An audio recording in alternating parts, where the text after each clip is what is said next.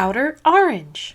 I've had this deck in my possession. I've been playing with it for so long and I have never made a video on it, and I'm finally gonna do it today. This is a premium video. I haven't done a premium video in a hot second, but today we're gonna be going over my TIRUA control build. And trust me, I've had a lot of people give me faces every time I talk about this build because this is a very weird deck, and you would think like you were playing this and you're not playing Highlander or your other options. I had a lot of reasons why I chose this deck over Highlander, and by no means do I think Highlander is bad, but I chose to play this throughout the competitive season. When I did play, I was playing the mill deck like very early on, but actually going off it was a little too stressful for me. It stressed me out, so I didn't like playing it. And then I was actually competing in D&V for the most part, so it was weird why I wasn't playing this. But when I went to Georgia, I actually tested a lot with this deck into Fuzzy and a couple other people, and I almost took Riviera actually as another option, but I ended up sticking out to this. So we're gonna go into a pretty deep dive here about why I picked this deck, my analysis behind it, and how I felt about the meta and why I chose to pick this over other decks. So let's go ahead and get started. So we're gonna go ahead and start. We're probably gonna go through the grade 3s and then go into the strides and go from there. So I chose to play TIRUA and OuterOrange as my main vanguards for this deck. If you're asking yourself why, there's also Loris, there's history collection stuff, and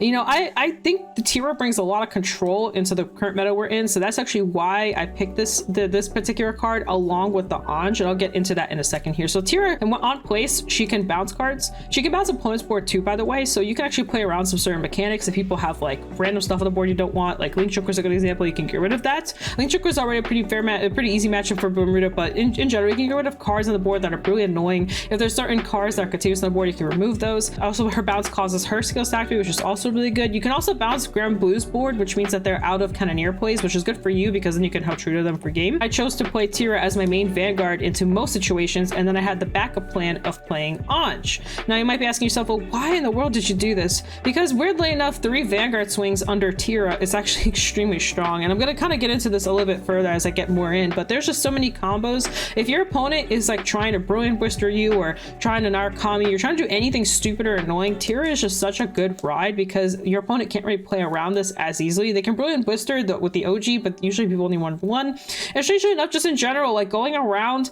a 3 Vanguard swing is usually really hard, especially during Excel markers, multiple attacks, you got the Hell True to turn, all this stuff, you're bouncing cards, you're recalling cards, there's so much you can do. Your opponent usually can't handle it, and the other backbone of the package just kind of sets this up perfectly. The other thing is TIRUA's on place to grab anything is huge actually, and a lot of decks can't G-guard out of that, which is good for you. When you play OuterOrange, people can G-guard out of OuterOrange plays, which closes you out from finishing them off. OuterOrange needs to bounce 4 for all her attacks to go crazy, and sadly with the way I run the deck, there just isn't room for that kind of stuff. You need to run like Marteau and a bunch of extra packages to keep extending, but even then your opponent can board wipe certain cards off your field, and then you're out of the OuterOrange play when you're on Hatruda. Under TIRUA, that cannot happen as often, nor do they have a less likelihood to do it. But another thing you can do is you can actually bait the opponent to want to go through all their good stuff first with TIRUA and then finish the game off of OuterOrange, or you can do the other way around where you can bait your opponent into purposely G-guarding, and then you live through their turn and then you ride a TIRUA for game.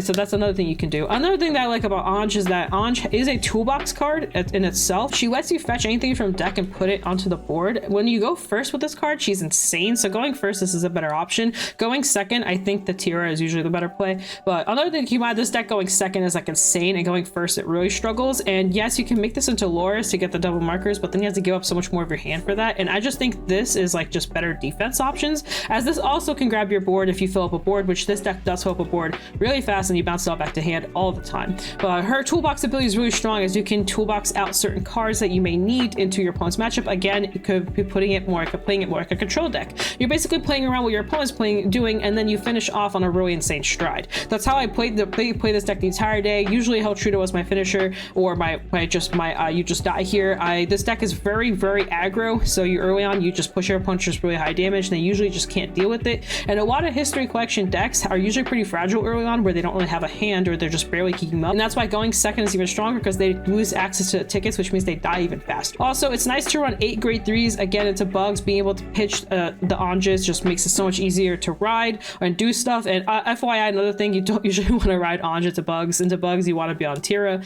TIRUA just plays around everything. You swing with all your rears first, and then swing with Van 3 times. It's really great. So the grade 2s, this is where everyone started staring at my board funny. It was this card and one other card that people start staring at because they see this card and they just get really confused because this is a melody card. So this is the From Colorful Pastoral Sonata. This is usually run in melody card in melody decks. That's where she belongs, but she's actually in here for one reason only. She's searchable off another card's really important, and she's an insanely high beater. You can call it like 4 of these and just have a 25k front row basically. Ideally, realistically, you'll usually have between 1 and 3. 4 is like super high roll. It means that you just have a really big hand, you don't care. And yeah, this card explodes on turn 2. You can easily have a 15k front and just go crazy. There's another card in here that kind of helps keep this alive and fueled. And yeah, you'd be surprised the crazy things you can do with this. It's just a beater and you really need it. Bermuda struggles with numbers, especially early on, so this helps you keep those numbers high, forces your opponent to not be able to block stuff and be able to have to take damage. So that way you're giving them damage which you don't really care about. We're not in a format where giving damage is really a bad thing,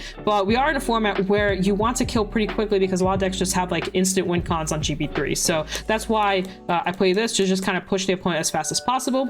Next with the 2s, we have some more basic stuff. We got the Lizelot's. She's just there for extra soul and extra fuel to the board since Helshuda can bounce anything. So Lizelot is a lot stronger in premium. Nothing to say about this card. She is pretty good. If you're G-Guard into her, you can G-Guard with Citron. Her top deck call something to the front row, have double front rows covered, and then now Narukami's out of their restand plays or, you know, all the other stuff they can do to Narukami. This is a really good card. That's actually why she's in here. For the most part, just covering the front row as much as possible, which is really good. So I run her at 3 just so I could see her, but she's not like a mandatory staple that I need. She's just a backup plan sometimes. And next I have Syria. Syria is really just there for digging if I really need the digging. This deck doesn't have any searchers, any direct searchers, so this is like my backup searcher to find Anj or TIRUA because I want to ride something.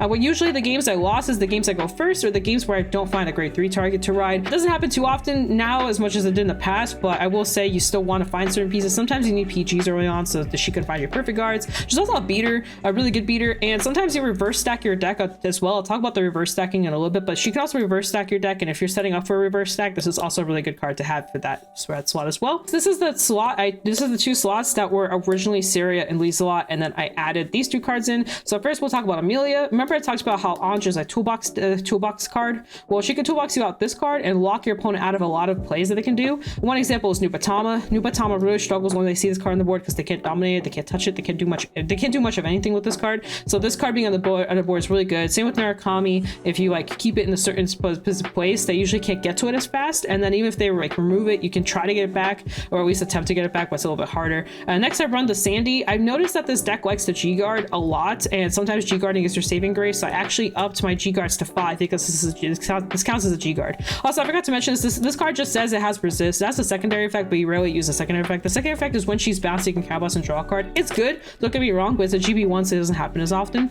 Whereas this card is just generic, you know, G-Guarding. And sometimes you want to keep other cards in your hand, so using this card is just really good. Your 3s can become discard fathers for striding, so ideally I actually like having this card even just for that, because sometimes I want to ride and I want to pitch the 3, so especially again to bugs, this is very important. Also, again, just having access to another G-Guard is just really big, so I think this is like massive. And also you can search this out and then bounce it back with Anj, so just something kind of keep in mind. So very good card. That's our 2s. Going into our 1s, we're gonna start with the Qual. The Qual is here just to create board as fast as possible and also soul charge. This deck goes through soul a lot and very quickly. In this deck, Highlander, whatever deck you're playing in Bermuda that's in premium, you'll usually be going through your soul pretty quickly, so you have to be very cautious of that. So I actually run this. I mainly run her for the second effect. I like the fact that she pops herself out because again, I usually rush my opponent down, and just having extra body in the board is good because then I'll be bouncing it anyway. I'll either be bouncing it with TIRUA, I'll be bouncing it on Anj, I'll be bouncing it with Helshuda. One way or the other, those cards come back to hand. That's 10k shield, that's free. Why we run the Qual to begin with is actually because of this card right here. This is Sea Air, my lovely girl top star Sea Air. I want to say if this card has always been my go-to card whenever I feel like there's a certain meta I have to play into. Right now this was the meta that I had to play into a certain way, and I played this card for that very reason. This card is a very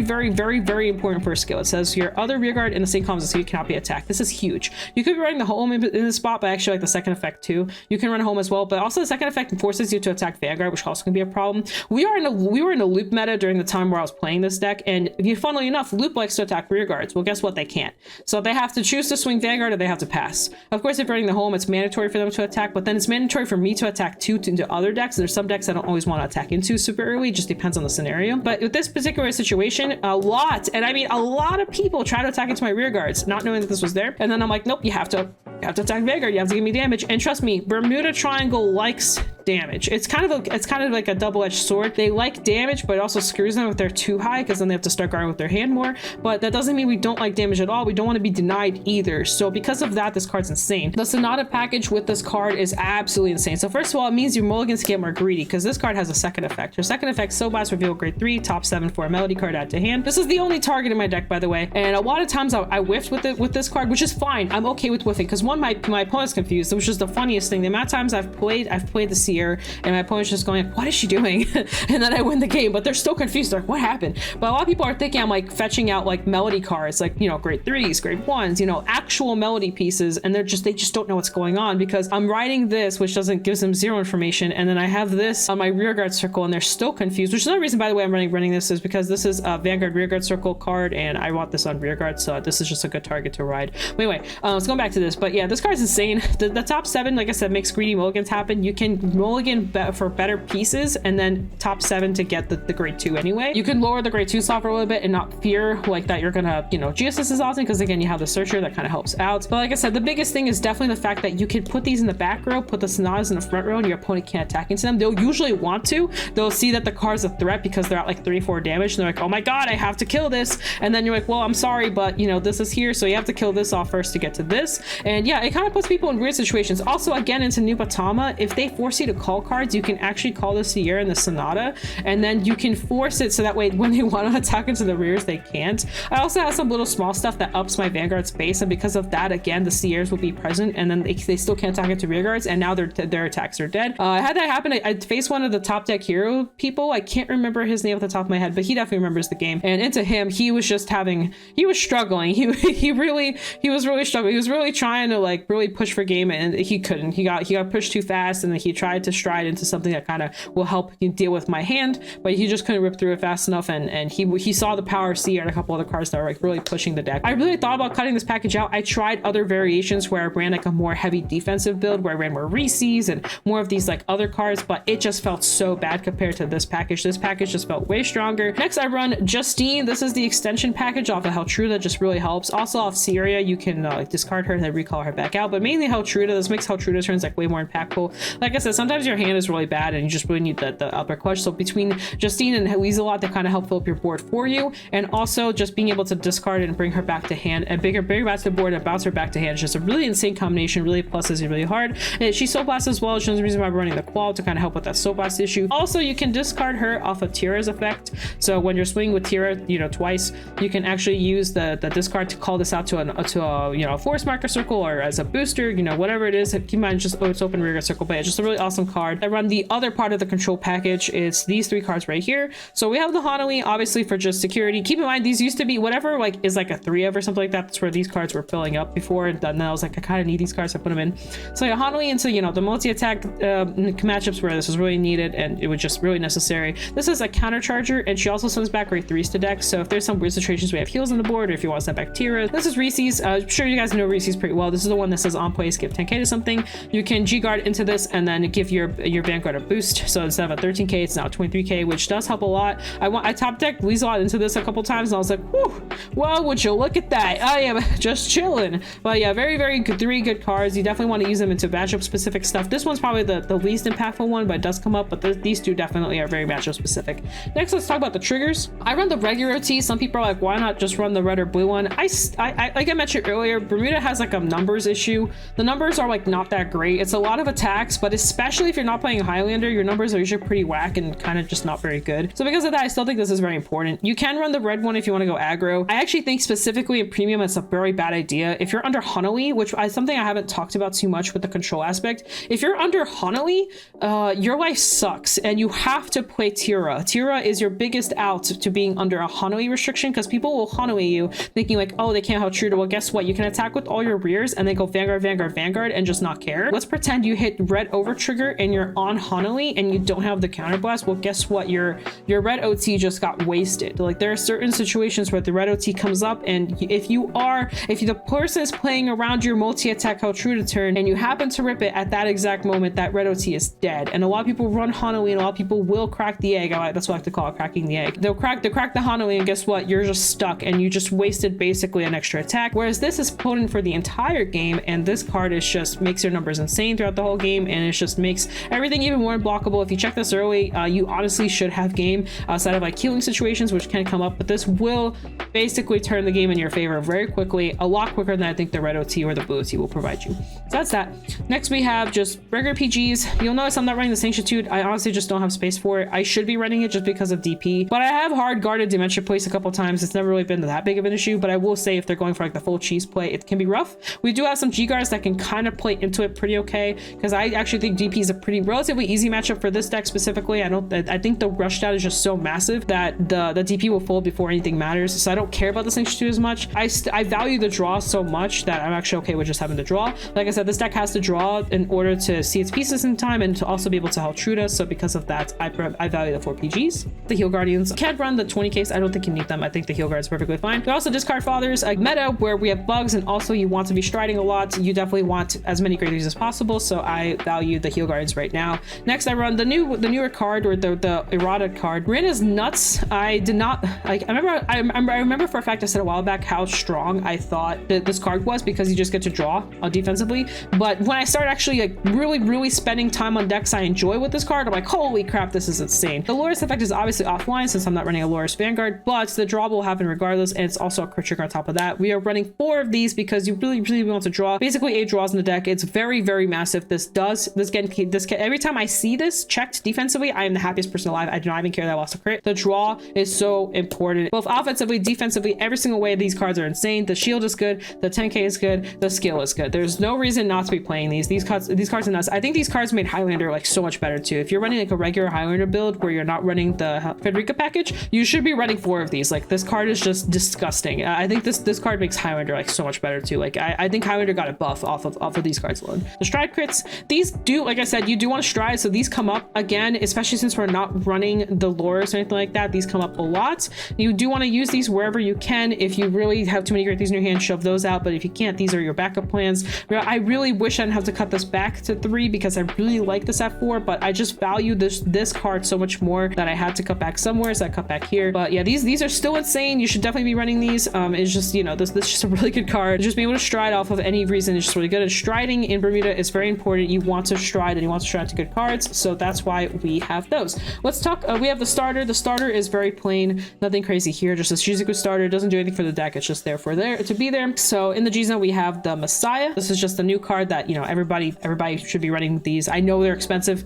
You should be running them. If you can't, you know, not the underworld. I actually faced someone who almost topped without a Messiah in their build, and they were playing Neo Nectar. That's how strong Neo Nectar is, by the way. If that says anything about Neo Nectar, the fact that they were able to they probably, honestly, if they had this, they probably would have topped. I don't know if it would have, I haven't watched all her matches, but I was one of her people that she faced, and the deck was insane. And she was playing some old cards too, but yeah, her Neo Nectar deck was going crazy. So, and she did not have a Messiah, and she was still going really strong. I really need this for all of its effects. Everything on here is good. Aside from the Guardian Shield, it has other effects that you maybe have used to you. Even just pinging yourself a damage, or just being able to draw a card, or just vanilla striding this, it does come up. So if you can pick it up, I know it's expensive, but at least it's one card. We have Haltruda. You'll notice I run her at 2. A lot of decks run this at 3. I just don't have the space. There's one card I could substitute for. I just chose not to, but you can put this at 3. But this is Haltruda. This is the card I revealed.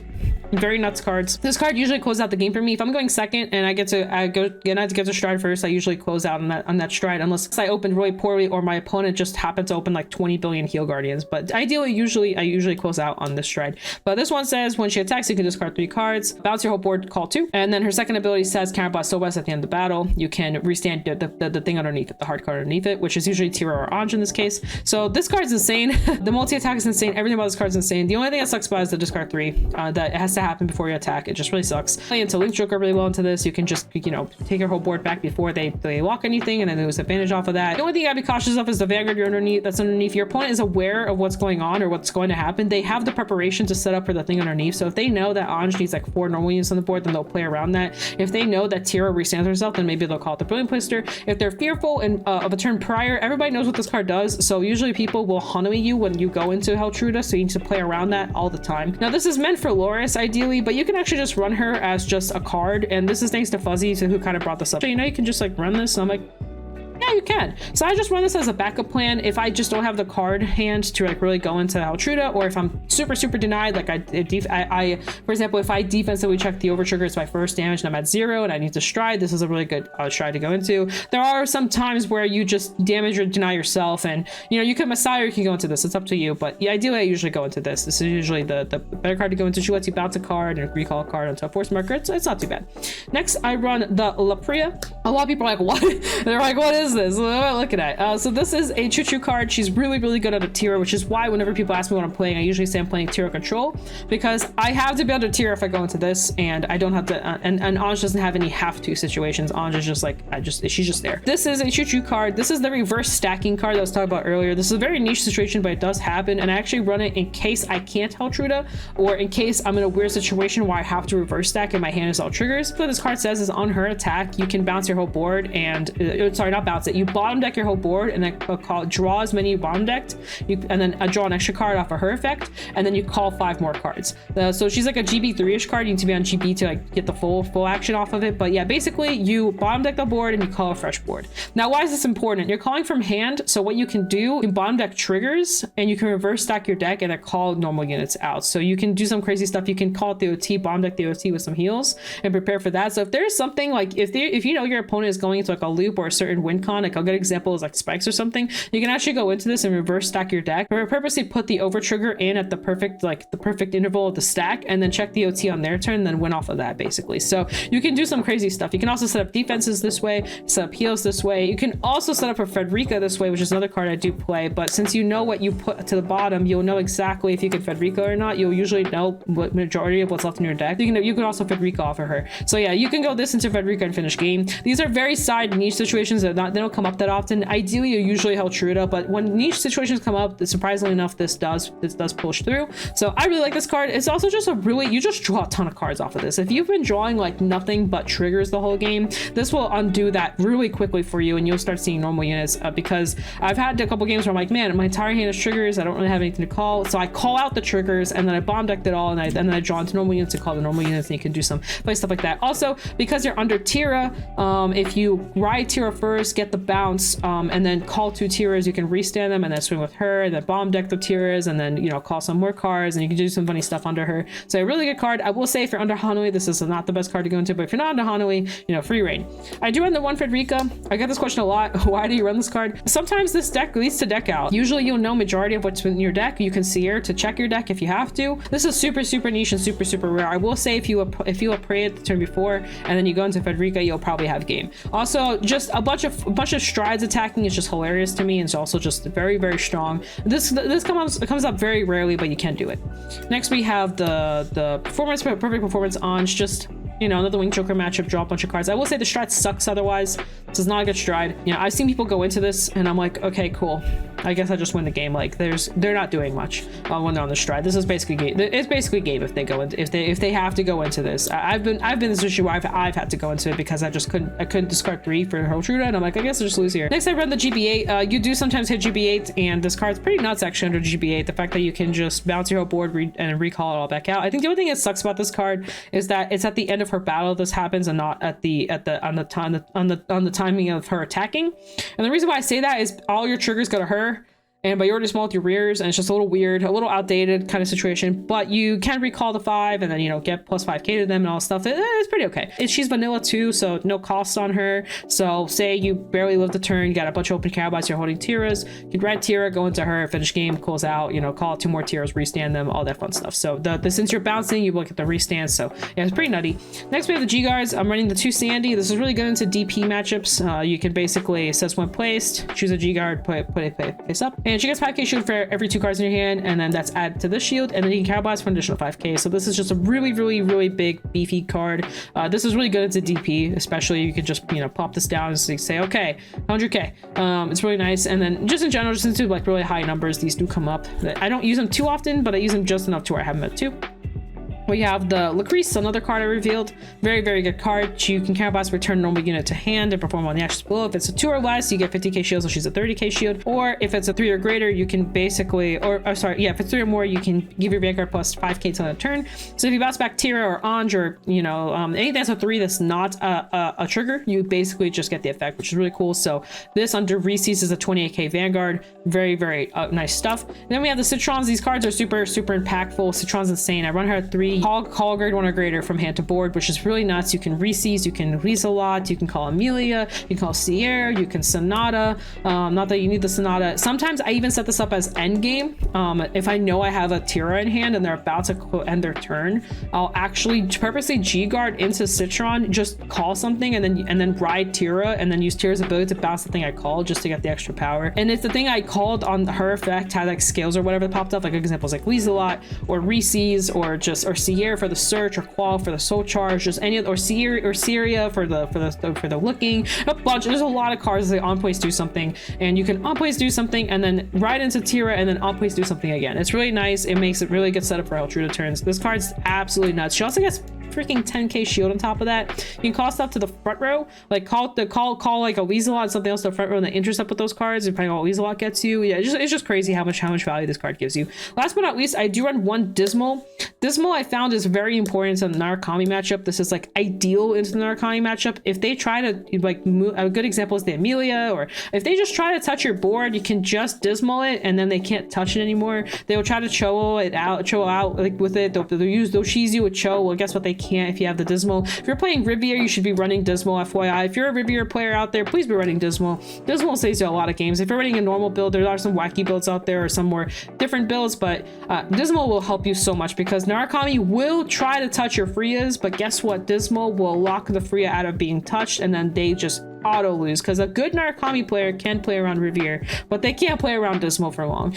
That's everything. That is the entirety of the deck. I think if I want to do a combo video, I'd probably need to do like an entire different video just explaining combos on this deck, because there's so many matchup dependent combos, which is why I absolutely love this deck. By the way, it's like my favorite deck in the whole wide. It's like one of my favorite creations that I've recently done for Vanguard. I think out of everything I've recently created, this has probably been my favorite go-to deck. I love playing it. I will say the rule change makes this deck so much better. I will pick second every time. I know a lot of people are like, oh, but going second is so scary. Your opponent is striding you. I do not care. That token, I don't mind being a higher damage. I value the tokens a lot. This deck just performs so much better going second than going first that I think I would easily have a good time going second. I like, which is the reason why I really like this deck, because I don't care about the dice roll as much. Like the dice roll doesn't scare me as much, because most of the time my opponent is the one that wants to go first, but I'm just chilling. I'll go first. I just prefer going second, strangely enough. With this deck specifically, I don't say that too often. I love this deck so much. It's probably been my favorite deck to craft and theory up and, you know, play with and figure out. I think this deck's actually very strong in the current meta we're in. I will say next meta that'll probably change. At least I'm assuming it'll change. We'll get adding more stuff, and it'll probably move out. This deck will probably move out eventually, but right now, definitely my favorite deck. I thought about playing Grand Blue. I was really scared of bugs, so I chose not to. I also just haven't been playing Grand Blue as much recently. I have been playing it, just not like aggressively like I was playing Bermuda, because I was playing Highlander the season prior for Springfest, and because of that I just had like more knowledge on what's going on. Bugs really scared me, so I was really scared of bugs, and I just really want to deal with bugs, and I think this deck just plays a lot better into the weird control decks, so like into Narukami, into bugs, into the loop stuff. I just feel like I have a better time. That's another thing. This deck beats loop as long as they don't open Exodia. If they don't open Exodia, this deck will beat loop, because again, they have to attack me, and if they attack me, they're basically dead, because this deck will just kill them before any of their 10k shields matter. This deck does beat does beat loop pretty well. So that's another deck I was like kind of worried about. I feel like Grand Blue struggles a little bit more into loop decks, so that's another thing I was kind of fearful of because I was between this and Grand Blue. And at the end of the day, I was like, I felt way more comfortable in this.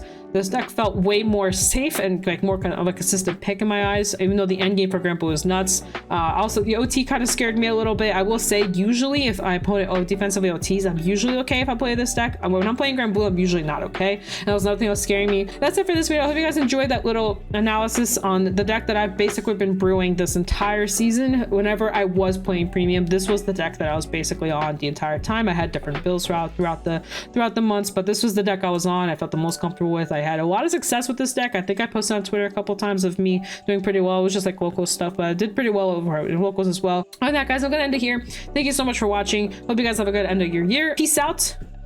That's for Daniel. See you guys in a future video. Bye.